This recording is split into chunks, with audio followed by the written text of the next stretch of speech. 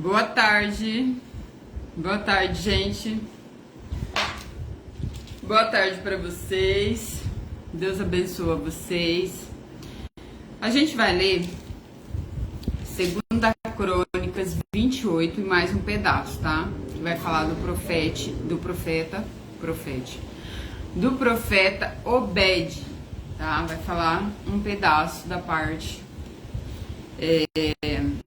do pedido dele, né? De como ele vai falar com o povo. Então vamos orar? Pai, em nome de Jesus, muito obrigada, Deus. Obrigado porque o Senhor é bom. Hoje, Senhor, o Senhor deu a sua palavra e nos guiou. Mais uma vez o Senhor nos guiou. Pai, muito obrigada, Senhor, por tudo que o Senhor tem feito na minha vida. E Pai, nos ajuda a entender a sua palavra sempre. Mas mesmo que nós não entendamos, nos ajuda a seguir firme, Senhor, como o Senhor disse hoje de manhã na palavra. Se nós não entendermos ainda assim, nós seguiremos em frente. Em nome de Jesus, amém. Gente, eu fui na igreja hoje de manhã e a palavra do Senhor falava assim, que a fé ela não precisa entender, a fé ela precisa crer e obedecer.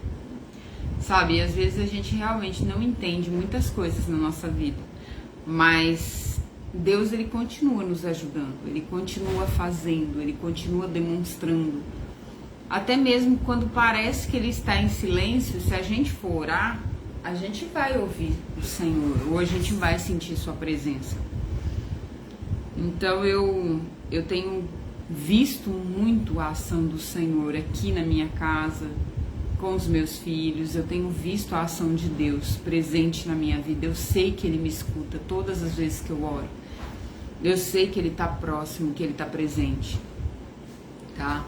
E só depende da gente mesmo fazer o que agrada ao coração dele. Não depende dos outros, depende de nós. Seguir e obedecer, né? A gente vai ler uma parte, a gente parou no versículo 9, tá? Onde eu li um pedaço. E o Acás, que é o rei de Judá, ele tá fazendo o que é mal. Aí o rei de Israel vai lá lutar contra ele e leva o povo cativo. Lembrando que Israel era um só povo, 12 tribos. Mas quando Roboão, né, o filho de Salomão assume, Roboão quer ser mal, ele ouve maus conselhos, aí ele quer ser duro com o povo. E como Salomão já havia andando, sacrificando com as esposas dele, já havia andando, adorando ídolos no caminho errado, Deus falou com um cara, né, um oficial do exército chamado Jeroboão, que Deus ia levantar esse Jeroboão e que ele ficaria responsável por 10 tribos, tá? Que vai ser as tribos do norte, né? Que se esse Jeroboão ele fosse obediente a Deus, Deus firmaria ele como rei dessas 10 tribos de Israel. Então ficaria a tribo de Judá num local. Oi, bom dia, que Deus te abençoe, tá? Então ficaria a tribo de Judá, né? Os descendentes de Davi reinando no sul, e ficaria o Jeroboão, esse oficial que Deus falou com ele, usou um profeta para falar com ele, que ele ficaria, se ele fosse obediente, reinando no norte, com 10 tribos de Israel. E aqui ficaria Benjamim e Judá, que seriam as 2 tribos em Judá, o sul. Acontece que Jeroboão, quando Roboão, filho de Salomão, ele quer ser ruim com o povo, ser bravo, esse povo de Israel, que é todo unido, eles se revoltam contra Roboão e eles resolvem não seguir Roboão. Aí Jeroboão levanta para poder ser o líder dessas 10 tribos. E se forma o reino do norte. Então aqui nós temos Roboão no reino sul, em Judá e Benjamim, 2 tribos. E nós temos em 10 tribos aqui Jeroboão. Acontece que Jeroboão vai ficar com medo do povo ir na igreja. Aqui em Judá tinha Jerusalém, e em Jerusalém o templo que Salomão construiu, ou seja, a igreja do Senhor, estava aqui na terra onde Roboão era rei.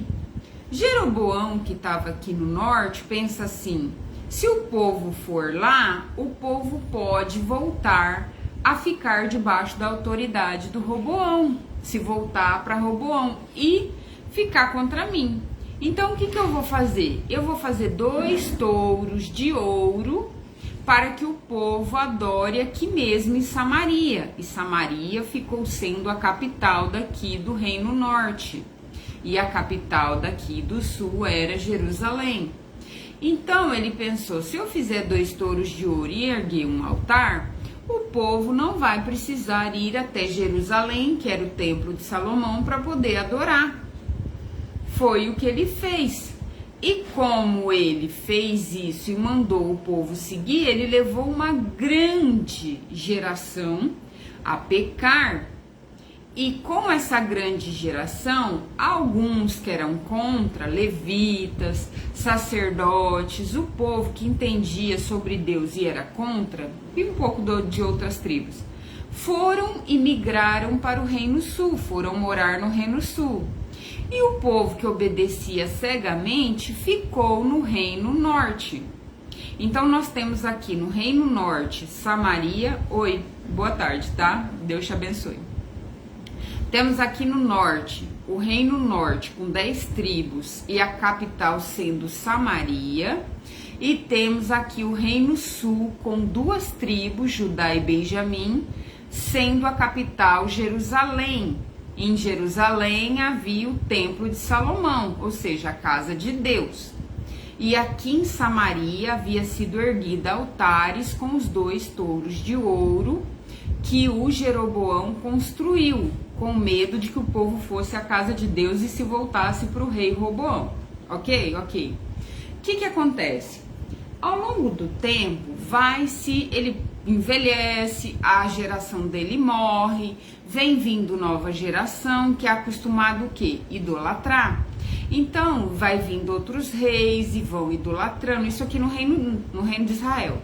E vão idolatrando, vai nascendo geração, vão idolatrando, vai nascendo geração, coloca Baal, coloca Astarte, né, que é Azerá, coloca Moloque, vai colocando um monte de ídolo, vai colocando ídolo, vai vindo, e o povo vai nascendo e renascendo, nascendo e morrendo, nascendo e morrendo, nascendo e morrendo, e a galera vai aprendendo só a adorar os ídolos, só a adorar os ídolos, e vai se perdendo a cultura que está aqui em Jerusalém.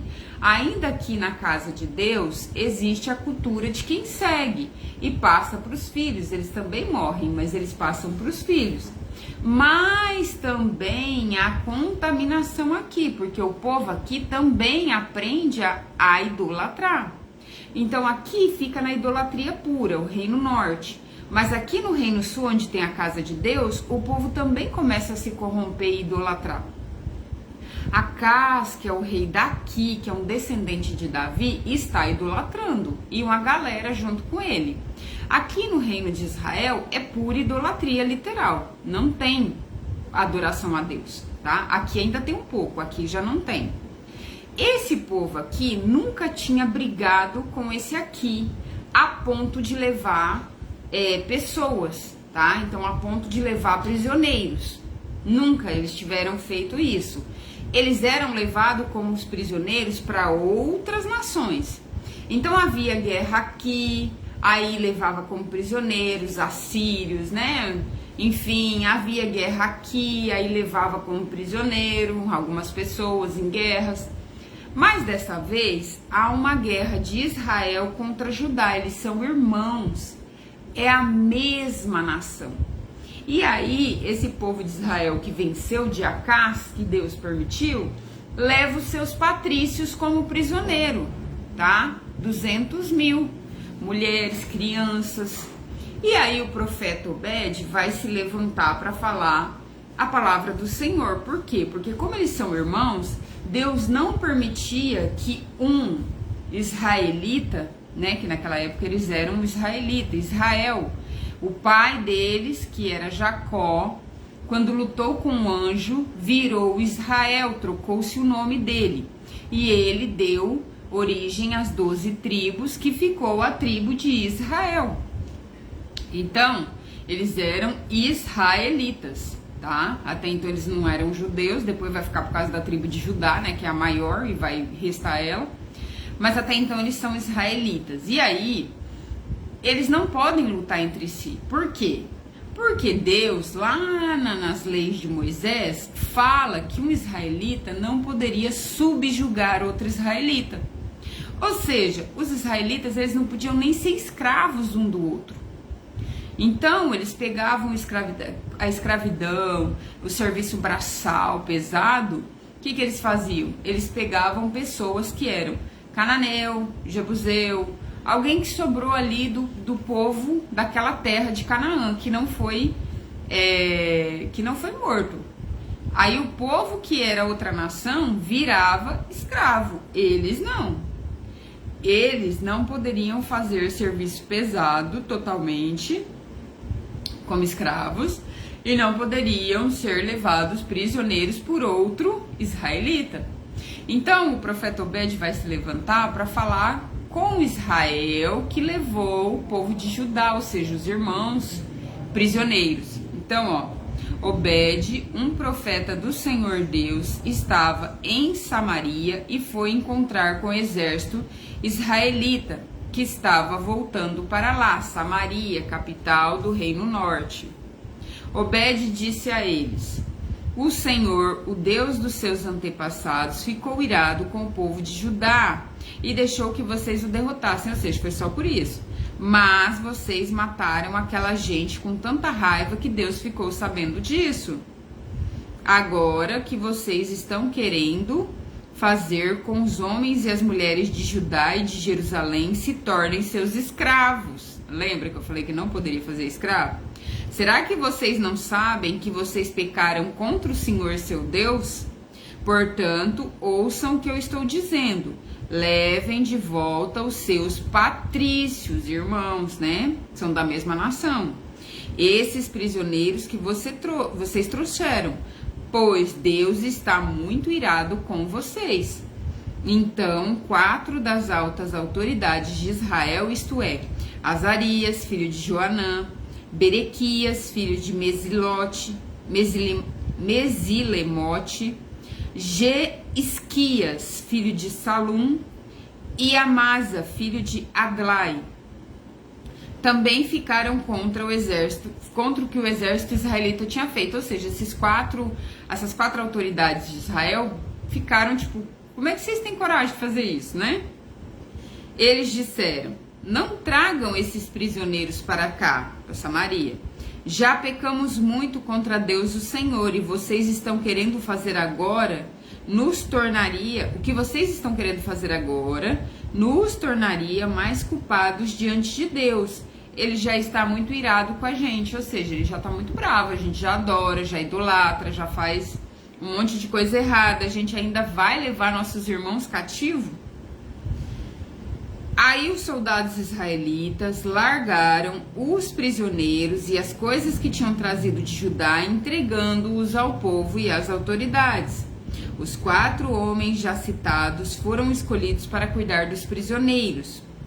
Oi, boa tarde, tá? Deus te abençoe, em nome de Jesus. Cadê? Os 4 homens já citados, essas 4 autoridades, foram escolhidos para cuidar dos prisioneiros, das coisas que tinham sido trazidas de Judá, ou seja, os despojos, né? Porque eles guerrearam e pegaram coisas de valor. Eles pegaram roupas e sandálias e deram aos que precisavam. Estavam descalços, estavam seminus, né? Provavelmente. Depois deram de comer e beber a todos eles. Estavam sendo maltratados. E cuidaram dos seus ferimentos. Em seguida, levaram todos os prisioneiros de volta à sua terra e os deixaram em Jericó, a cidade das palmeiras. Os que estavam muito fracos foram montados em jumentos, tiveram misericórdia. Então os israelitas voltaram para Samaria. Eles pegam esses prisioneiros, deixam lá em Jericó, né? Depois de comer, de beber, de calçar, de vestir, faz o que tem que fazer, o básico, né? E voltam para Samaria, ou seja, para a capital deles. Volta para a terra deles, tá? Aqui não termina o capítulo, a gente vai ler mais um pedaço amanhã, né? Que vai falar de Acaz, o que ele vai fazer, ele vai se revoltar ainda, ele vai querer lutar. Ai, meu Deus do céu. Como que a gente desobedece a Deus, né? Aqui, isso mostra, essa parte e a parte de ontem mostra que muitas vezes a gente fica com raiva da repreensão. Sabe, por exemplo, eu fui na igreja e eu escutei algo que não me agradou. Eu escutei que eu não posso fazer isso, eu escutei que eu não posso fazer aquilo, eu escutei que eu não posso assim. Agora eu não posso nada. Tudo é errado. Não sei o quê, porque é assim que funciona, né? Nossa, mas nem isso. Mas nem isso eu posso fazer. Nessa igreja não pode fazer nada. Nessa igreja... Enfim. O que eu faço então? Então eu me rebelo. Então eu não vou mais na igreja. Eu não piso meu pé lá. Eu não vou mais lá. Eu não vou porque o fulano me olhou assim. Eu não vou porque o ciclano... nessa igreja ninguém tem amor. Ninguém olhou pra mim. Ninguém me cumprimentou. Enfim, a gente sabe que tem um monte de situações que tornam rebeldia. A pessoa se rebela, ela crê que é contra a igreja, mas a igreja é o próprio Senhor Jesus. Ela se rebela contra Deus porque ela não escuta a repreensão. E aí, no caso, ela acha que tá fazendo uma grande coisa, porque, então eu vou seguir minha vida. Agora ninguém manda mais em mim. Amém. O capeta manda. O Satanás manda. Porque a pessoa no mundo, ela está à mercê do cão, literal. Ou seja, ela faz o que ela quer, ela tem os prazeres dela resolvido, né? Ela tá lá no mundão, vivendo do sistema mundo. Mas ela tá fazendo alianças que ela não deveria, ela tá sendo enredada no que ela não deveria, e por aí vai, e o capeta vai fazendo um monte de rede, né? Porque é gente falsa que trai, é relacionamento que não dá certo, é situações de vergonha com embriaguez, é situações de zombaria, é humilhação, gente, é humilhante. Satanás não brinca em serviço, ele humilha a gente mesmo. Cara do céu. Pai, pensa, ele não tem emprego, né? Porque a terça parte do céu, que é os demônios, e Satanás, eles foram expulsos do céu. E eles caíram aqui para a terra, numa parte que chama de regiões celestiais, ou seja, um pouco acima da nossa atmosfera, né? Um pouco acima de nós, literal, porque eles estão em espírito, lembrando que eles estão em espírito e não como pessoas, né? Oi, boa tarde, Deus te abençoe, tá? Então, se um terço do céu, né, que seria a terça parte do céu, dos anjos, a terça parte dos anjos e Satanás estão caídos aqui na terra, nessa região celestial em espírito, eles estão desempregados, gente. Eles estão desempregados, porque os anjos têm ocupação. Os anjos fazem aquilo, além de adorar, eles fazem aquilo que Deus manda. E Satanás e os demônios caíram do cargo. Eles não têm o que fazer, eles estão condenados. O que eles vão fazer? Perturbar. É isso que eles vão fazer, perturbar a nossa vida.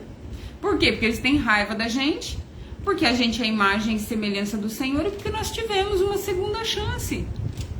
Depois que o Satanás corrompeu Adão e Eva, a gente ainda tem uma segunda chance com a vinda de Jesus, que é nosso Salvador. Mais ódio ainda. Além dele corrompeu a galera, tanto que Deus deu um dilúvio. Tava tão ruim, tá achando que o canibalismo, esse monte de coisa desse caso Epstein, tava mais ruim ainda. Aí Deus trouxe o dilúvio. recomeçou com Noé e a família dele, que também é descendente de Adão e Eva. Veio vindo todo mundo, toda uma geração. Olha como tá a nossa geração. Olha como o mundo anda mal. Você entendeu? Então, a única coisa que Satanás quer é nos humilhar, nos envergonhar de todas as maneiras, com droga, com o sexo, com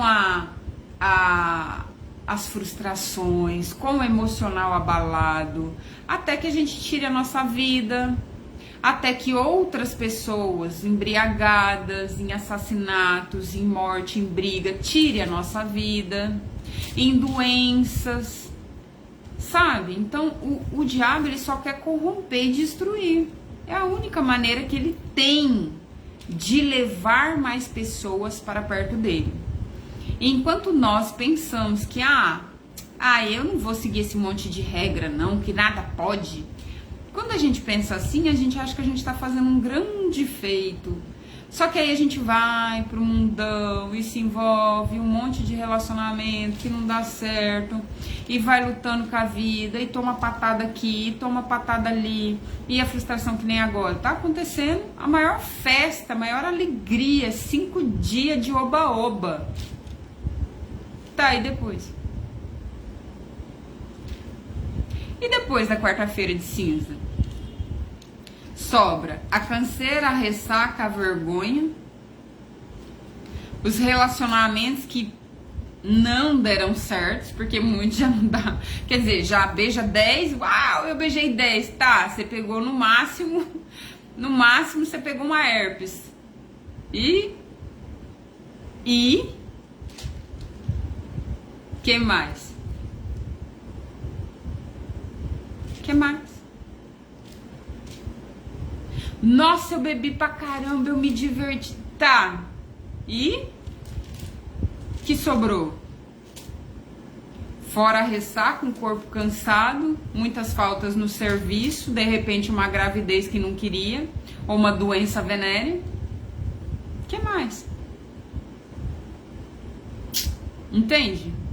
Então, assim, será mesmo que é Deus que paga por eu me rebeldear? Não é, não é. É a gente que paga como o preço das nossas ações. E é como aquele bruxo disse no vídeo, né? Depois, na quarta-feira de cinzas, na quinta-feira, lá pro domingo, você vai pra igreja, pra missa, e todos eles vão juntinho contigo. Vão mexer na sua vida, vão mexer no seu emprego, vão mexer na sua relação matrimonial, vão mexer nas suas emoções. Sabe por que as pessoas falam que o carnaval não, o ano só começa depois do carnaval? Porque a legalidade toda que é aberta para Satanás, esses portais, essa oferenda, esse mundo espiritual, a galera lá eu vi como é que chama? O Carlinhos abrindo ponto de macumba, literal, na avenida lá. Foi oferecendo comida. Quer dizer, a macumba tá literal ali. Não tem como você mentir que o carnaval não é macumba, gente. Não tem. E a macumba, ela funciona da seguinte forma. Ela funciona ou eu tô com raiva, porque eu tô com inveja. Ou eu quero destruir alguém, porque eu não gosto de alguém, eu tô com ódio. É assim, funciona assim a macumba. Ou é ódio, ou é inveja, ou é amor, né? Querendo amarrar alguém, forçar alguém a gostar da gente. Coisa que isso não existe. Não tem como a gente forçar amor, porque amor é de Deus. E Deus nos amou tanto que deixou a gente ser livre. O livre-arbítrio é do Senhor. Por isso que ninguém consegue amarrar ninguém. Porque o amor é um sentimento que provém de Deus.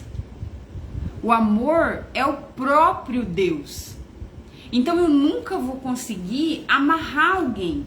No máximo eu posso estar plantando muita grama para me empastar. No máximo.